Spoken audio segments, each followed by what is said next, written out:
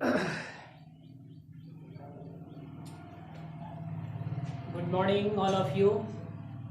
कल जहाँ तक हम लोग पढ़े थे उसके आगे पढ़ा जाएगा और कोशिश की जाएगी कि ये लेसन जो है आज समाप्त हो ही जाए। तो कल आप लोगों को बताया गया था डी ब्लॉक का general property, D block elements का जनरल प्रॉपर्टी, और हमें उम्मीद है कि इसका लाभ आप लोग उठा रहे होंगे। तो बिना वक्त गंवाए चलिए आगे की पढ़ाई की जाए। डी और एफ ब्लॉक आज संभवतः समाप्त हो जाएगा, इसकी कोशिश की जाएगी। आप देख सकते हैं कि पहला पॉइंट यहाँ दिया हुआ है, डी ब्लॉक के तत्वों की आवर्त प्रवृत्ति, यानी डी ब्लॉक के तत्वों की आवर्त प्रवृत्ति क्या है। तो बहुत सारे उसकी प्रवृत्तियां हैं, बहुत सारे उसके नेचर हैं, लेकिन तीन ही प्रमुख प्रवृत्तियों को, तीन ही प्रमुख नेचरों को यहाँ दर्शाया गया। अब जैसे हो सकता है कि आप थोड़ा सा कंफ्यूज हो रहे होंगे कि आवर्त क्या है। तो पीरियोडिक टेबल में जो ऐसे उदग्र खंडे होते हैं, ऊपर से नीचे खींचे गए होते हैं, ये वर्ग हैं।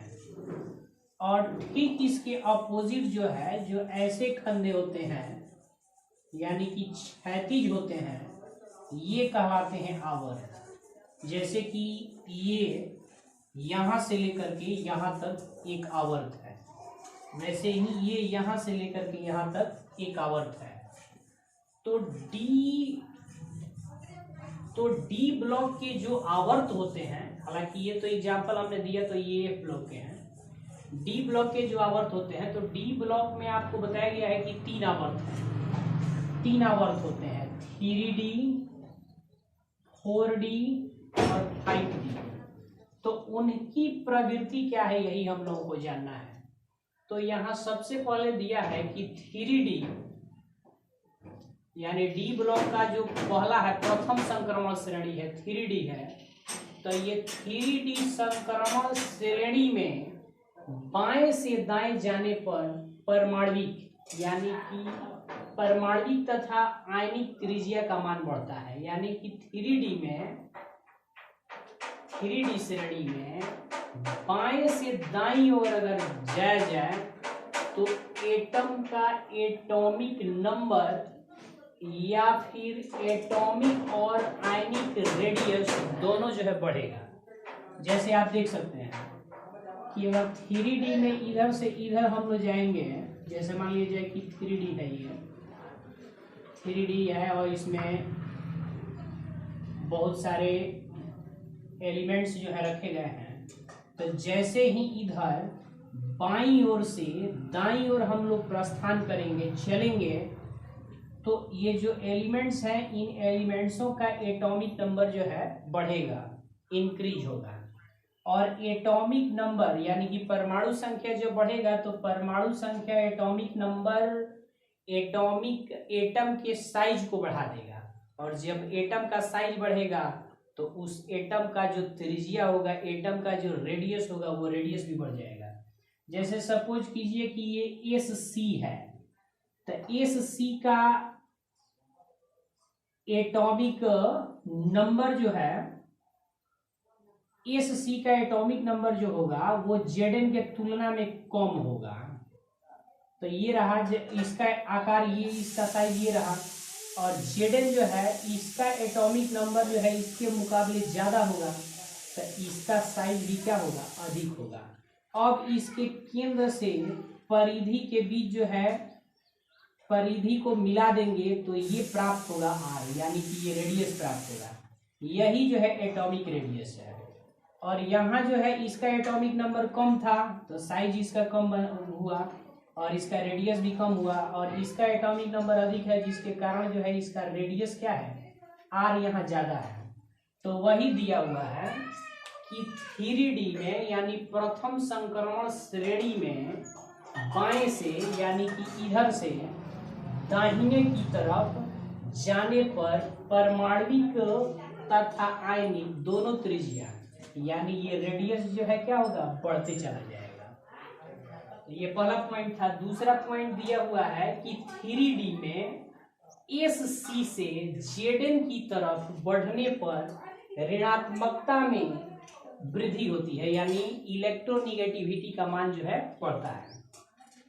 जैसे एस सी जो है इसमें निगेटिव चार्ज कम होगा, पॉजिटिव चार्ज इस पर ज्यादा होगा, और जैसे जैसे जो है हम लोग बढ़ते जाएंगे दाहिने तरफ, उस तरह से पॉजिटिव चार्ज का मान जो है घटता जाएगा और निगेटिव चार्ज का मान बढ़ता जाएगा।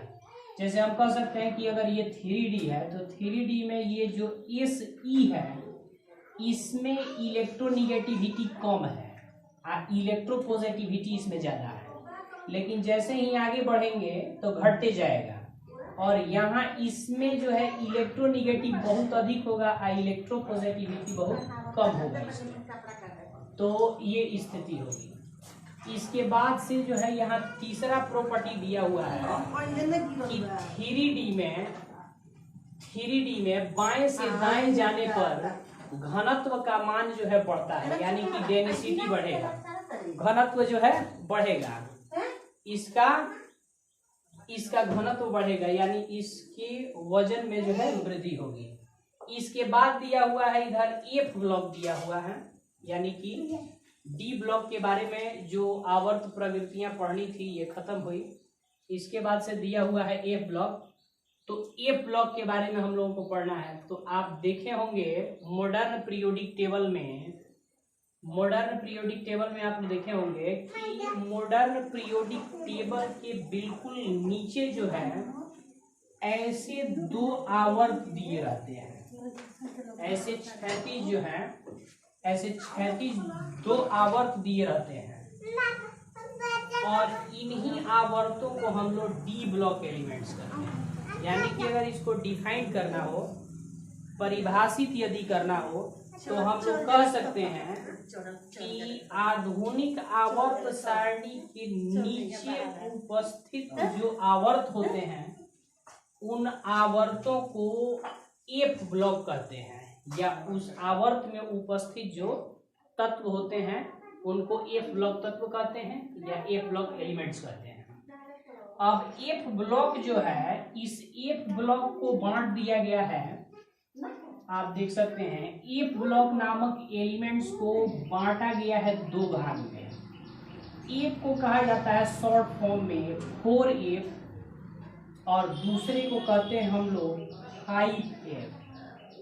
4F यानी कि हम लोग कह सकते हैं लेंथेनाइड, आप 5F यानी कि एक्टिनाइड। जैसे देखिए यहाँ दिखाया भी गया है, एफ ब्लॉक में मॉडर्न पीरियोडिक टेबल के नीचे दो आवर्त होते हैं, तो ये जो मान लिया जाए कि ये पहला आवर्त है, तो इस पहले आवर्त में जो तत्व हैं वो 4F के तत्व हैं। 4F के तत्व यानी कि ये लेंथेनाइड तत्व हैं, और फिर उसके नीचे जो दूसरा आवर्त दिया हुआ है, इस दूसरे आवर्त में 5F के तत्व हैं, यानी कि एक्टिनाइड तत्व हैं। और आप देख सकते हैं कि यहाँ जो 4F है, तो 4F को यदि डिफाइन करना है, परिभाषित करना है, तो आप कह सकते हैं कि एफ ब्लॉक के अंतर्गत आने वाला वैसा आवर्त जिसकी शुरुआत CE से हो रहा हो, जिसकी शुरुआत CE से हो यानी सीरियम से हो, और उसका समापन LU पर होता हो, तो एफ ब्लॉक के वैसे आवर्त को 4F या लेंथेनाइड कहते हैं। ये जो है ये LU का केमिकल नेम है। उसके बाद से जो है आप दोबारा अगर डिफाइन करना हो, परिभाषित करना हो 5F को, तो आप कह सकते हैं कि एफ ब्लॉक का वैसा आवर्त जो TH से शुरू होता हो और LR पर समाप्त होता हो, उसको 5F या एक्टिनाइड कहते हैं। और ये एक्टिनाइड का जो लास्ट एलिमेंट्स है ये उसका केमिकल नेम है। अब जो है एक पॉइंट और बचा यहाँ आप देख सकते हैं लिखा हुआ है अति भारी तत्व। अति भारी तत्व, अति भारी तत्व यानी इसको इंग्लिश में कहते हैं हम लोग सुपर हेवी एलिमेंट्स। अति भारी तत्व यानी कि सुपर हेवी एलिमेंट्स। तो सुपर हेवी एलिमेंट्स क्या हैं? तो आप देख सकते हैं कि यहाँ 5F में TH का जो एटॉमिक नंबर यहाँ दिखाया गया है 90 है, और जस्ट इसके बाद का जो एलिमेंट्स है जिसका केमिकल सिंबल दिखा रहा है Pa, तो इसका एटॉमिक नंबर होगा 92। तो 5F में उपस्थित वैसे तत्व